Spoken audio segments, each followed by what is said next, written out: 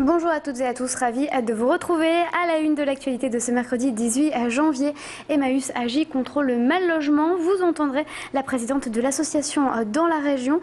Et puis on fera également le bilan sur la délinquance en 2011. C'est à suivre bien sûr dans ce journal.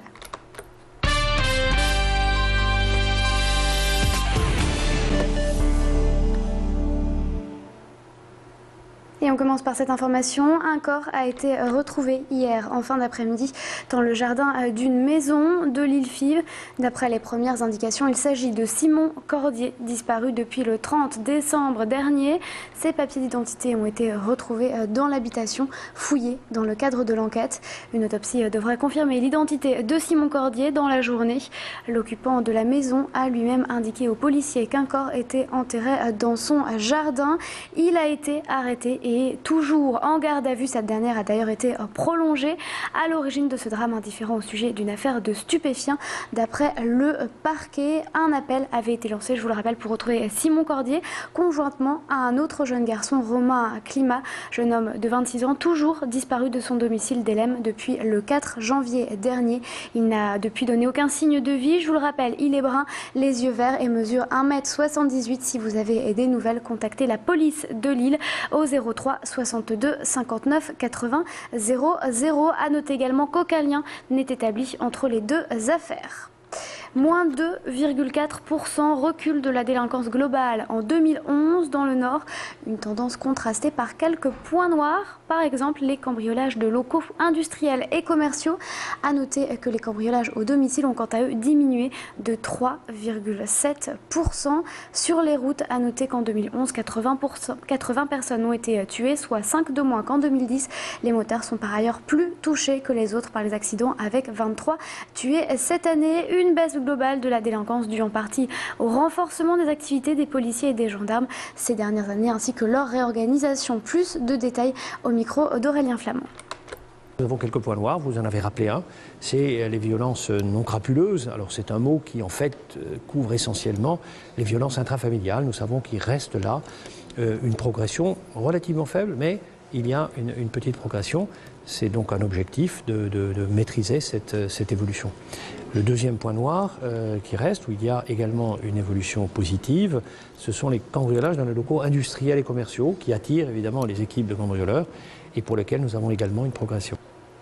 Et au sommaire de l'actualité, la grève des aiguilleurs, elle continue. Aujourd'hui, tous les vols sont annulés au départ et à destination de Lille. Notez ces numéros pour Air France 3654 si vous désirez vous faire rembourser ou reporter votre voyage. Également le numéro de Aigle Azur qui reporte ses vols de Paris à partir de demain ou de Lille dès dimanche. La grève devrait par ailleurs prendre fin demain matin à 7 h. Les contrôleurs aériens réclament la création de 2 postes supplémentaires. On en parlait dans les titres. Emmaüs se mobilise contre le mal logement. La présidente régionale de l'association a lancé une action concrète. Elle demande à chaque commune de la métropole de lui céder un terrain pour y construire des chalets. Ces habitations seront destinées aux personnes logées en hôtel par la préfecture. Exemple ici à Saint-André, un chalet en bois de 1,72 m réparti sur 2 étages est en cours de construction à la halte Saint-Jean. À l'heure actuelle, seule la dalle de béton a été posée. Il ne s'agit pour le moment que d'un logement témoin. Objectif final, et bien permettre aux locataires de devenir propriétaires. Écoutez ces propos recueillis par nos journalistes. On ne vit que par le fruit de nos ventes. Et on écoutera les propos d'Emmaüs dans une prochaine édition. À découvrir demain soir à l'Opéra de Lille, Le Bénéfice du doute, la dernière création de Christian Rizzo. Le chorégraphe y est en résidence depuis 4 ans. La pièce mêle danse contemporaine et musique électronique sur le thème du groupe et du duo. Christian Rizzo utilise la danse comme un lien entre les différents artistes présents sur scène. Ils seront d'ailleurs 7 à vous présenter ce spectacle. Clément Carillon, notre journaliste, a rencontré justement Christian Rizzo lors de la répétition avant la première de ce spectacle. Écoutez les propos qu'il a recueillis. Cette pièce qui est plus chorégraphique que d'habitude, je veux dire qu'il travaille beaucoup plus sur la danse comme moyen vraiment de communication entre les corps, a pris pour objectif premier, je dirais, c'est de questionner en fait la notion du groupe et du duo, qu'on pourrait dire aussi du couple, en tout cas du duo et du groupe, et comment ces deux entités peuvent faire naître l'un ou l'autre. Les questions sont toujours équivalentes pour le groupe ou pour le duo. Son démontage a commencé hier. Après plusieurs semaines à trôner au cœur de l'île, la Grande Roue quitte la métropole. Dimanche était donc le dernier jour pour profiter des 36 nacelles et voir la ville depuis 50 mètres de haut. 23 ans maintenant que la structure métallique fait la joie des nordistes. Pour les fêtes de fin d'année, il faudra attendre maintenant un an avant de redécouvrir cet emblème de la ville. Nos équipes ont rencontré le propriétaire de la Grande Roue. Cette année, la fréquentation a-t-elle été bonne? Qu'en ont pensé les touristes? La réponse tout de suite au micro de notre journaliste Aurélien Flamand. Je pense qu'il y a les deux. Les touristes, il y en a peut-être eu moins. Nous, on a comme eu notre fréquentation d'anglais, hollandais, allemands, parce qu'ils viennent de partout maintenant.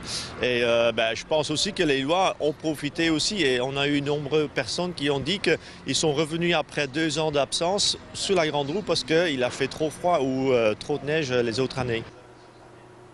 Et on termine cette édition avec cette information. Nolan Roux, le buteur brestois, devrait rejoindre très prochainement les rangs des Dogs. Un contrat de 8 millions d'euros pour le joueur qui devrait signer pour 4 ans et demi avec le club nordiste. Autre départ possible, celui de Moussa Sow. Le joueur sénégalais actuellement engagé à la Coupe d'Afrique devrait rejoindre le club de Fenerbahçe en Turquie. Un transfert de 12 millions d'euros. On en parlera bien sûr dans nos prochaines éditions. Restez avec nous.